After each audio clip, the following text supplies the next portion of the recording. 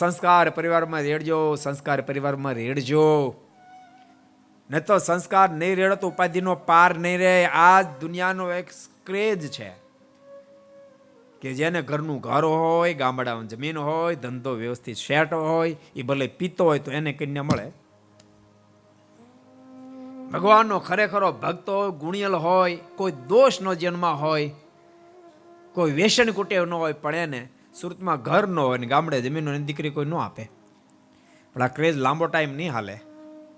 આ ક્રેઝ લાંબો ટાઈમ નહીં હાલે. એક દિવસ એવો આવવાનો, યાદ રાખજો કાન ખોલીને. લાખોપતિ ની, કરોડોપતિ ને, અબજોપતિ તમે હશો, પણ તમારા સંતાનમાં સંસ્કાર જો નહીં રેડ્યા હોય ને, ગરીબના સંસ્કારી સંતાનોને કન્યા નથી મળતી એટલે એને કુંવારે રહેવું પડે. એવો શબ્દ હું વાપરીશ. પણ સંસ્કાર રેડ્યા વિનાના અમીરના છોકરા વાંઢાટા મારશે, વાંઢાટા મારશે. આ સમય આવશે. अगर ये वीडियो आपको पसंद आया हो तो लाइक करें और शेयर करना मत भूलिए.